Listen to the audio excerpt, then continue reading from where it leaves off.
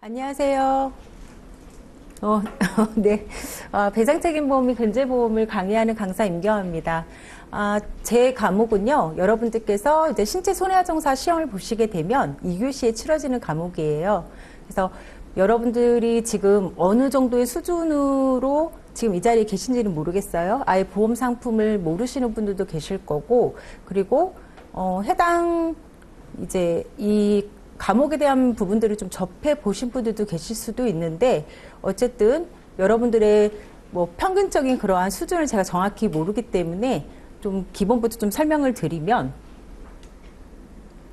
배상책임보험은 우리가 보험을 가입할 때 내가 아프거나 내가 뭔가 병들거나 아니면 나의 물건이 뭔가 손상되거나 그로 인해서 받는 그러한 보험금이 아니라 우리가 법적 책임을 지게 됐을 때, 즉 다른 사람에게 손해를 끼쳤을 때 그러한 부분들을 담보해주는 상품이기 때문에 보험가입 대상 자체가 가해자라고 생각을 하시면 좀 이해가 쉬우실 거예요. 그래서 가장 기본적으로 여러분들이 저와 함께 학습을 하시는 부분들이 바로 법률상 책임, 결국은 손해배상에 대한 부분들을 왜 하여야 하는지 그 부분에 대한 부분들을 가장 먼저 배우시게 되는 거고, 그 부분이 기초가 되어야만 결국은 해당 그 과목을 여러분들께서 전체적으로 이해하실 수 있다라고 보시면 돼요. 그래서 법률상 책임에 관련된 그러한 부분들을 담보해주는 상품이 배상책임보험인데, 가장 먼저 저와 법률상 책임에 관련된 부분들을 이제 공부를 하시게 될 거고요. 그리고 수십 종의 다양한 상품 뭐냐. 제가 정확하게 배상책임보험이 상품이 몇 가지가 있는지는 모르겠어요. 그런데 배상책임보험은 우리가 의무보험이라는 것들이 있고, 즉 의무보험은 나라에서 가입을 강제하는 상품, 그리고 임의보험은 우리가 선택적으로 내가 뭔가 다른 사람에게 손해를 끼쳤을 때 내 재산에 뭔가 손실이 가기 때문에 지급하는 그러한 보험 상품을 가입을 하는 그런 부분들도 있는데, 정확하게 그 상품의 가지수는 알 수 없지만 뭐 100가지 정도는 되지 않을까 싶어요. 자, 그럼 여러분들이 걱정이 되시겠죠.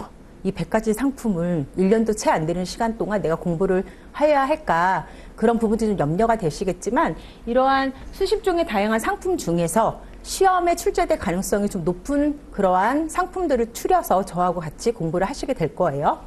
그리고 우리가 책의 이름이 혹시 뭔지 아세요? 배상책임보험 및 근제보험이에요. 그러니까 결국은 누군가에게 손해를 끼쳐서 부담하는 그런 법적 책임을 담보해주는 상품들이긴 하지만, 일반적인 보험 상품과 별개로 사업주가 근로자를 고용했을 때 그 근로자가 결국 뭔가 재해를 입었을 때 그러한 부분들을 담보해주는 상품도 저희가 책 한 권에 같이 공부를 하고 있기 때문에 여러분들께서는 근로자 재해에 관한 부분들도 학습을 하실 거예요. 그런데 책은 한 권이지만 마치 우리가 두 과목을 공부하는 것처럼 조금 좀 상이한 부분들이 있어요. 그래서 여러분들이 짧은 시간에 여러 가지 상품들을 저하고 학습을 하셔야 하고, 그리고 뭔가 비슷한 맥락이긴 하지만 또 전혀 상이한 그런 근로자의 재해에 관한 부분들도 공부를 하셔야 되기 때문에, 사실 저와 함께 하시는 이 과목은 조금은 표현이 그렇긴 하지만 좀 빡세요. 그래서 그런 부분들을 조금 각오를 하셔야 될 필요가 있어요. 그렇지만 걱정은 안 하셔도 될 것 같습니다. 그 길잡이를 잘 해드리도록 할 거예요. 그리고 중요한 판례나 그의 사건은 무슨 내용이냐면, 해마다 다른 상품들도 마찬가지겠지만 저희는 중요한 판례들이 가끔씩 나와요. 그래서 2년 전에는 대법원 전원 합의체 판결로 인해서 근로자가 재해를 입었을 때 발생하는 그런 구상권에 관련된 굉장히 중요한 판례가 있었거든요. 그의 시험에 출제가 됐어요. 그래서 그러한 이제 중요한 판례들이 있다든지 아니면 그 해에 굉장히 큰 이슈되는 사건들이 있다라고 하면 시험같이 좀 직결되는 부분들이 있다라고 여러분들이 이해를 하시면서 공부를 하실 필요가 있다라는 거죠. 네, 그러한 부분들. 그래서 이 과목의 특징은 여러분들께서 그렇구나 정도만 이해를 하시면 될 것 같습니다. 출제 경향을 좀 보여드리면요, 과거에는 우리가 계산 문제가 조금 더 위주로 출제가 됐었어요. 저희가 제도가 바뀌고 2014년도에 제도가 바뀌었거든요. 그리고 10년이 지났는데 초창기에는 계산 문제의 비중이 좀 더 높았어요. 60%였다면 약술은 상대적으로 40%가 되었겠죠. 근데 지금 약술의 비중이 좀 더 높아요. 그래서 계산 문제 사실 약술의 비중이 60인데, 제가 앞서서 짧게 설명을 드렸지만 그 보험 상품 중에 의무적으로 가입하는 보험이 있고 내가 선택해서 가입하는 보험이 있다고 말씀드렸던 거 생각나시나요? 그래서 의무보험과 임의보험은 거의 반반 정도 출제가 되는데 근로자의 재의를 담보해주는 보험 상품은 조금 더 비중이 높게 나와요. 그래서 한 30% 정도 출제가 된다고 보시면 되고 기타 20%는 뭐냐? 약관에 관련된 내용이기 때문에 전체적인 보험 상품에 다 들어가 있는 그런 맥락이라고 보시면 될 것 같아요. 그래서 이렇게 계산 문제 40%, 약술 문제 60% 위주로 출제가 된다. 그렇게 이해를 하고 계시면 되고요.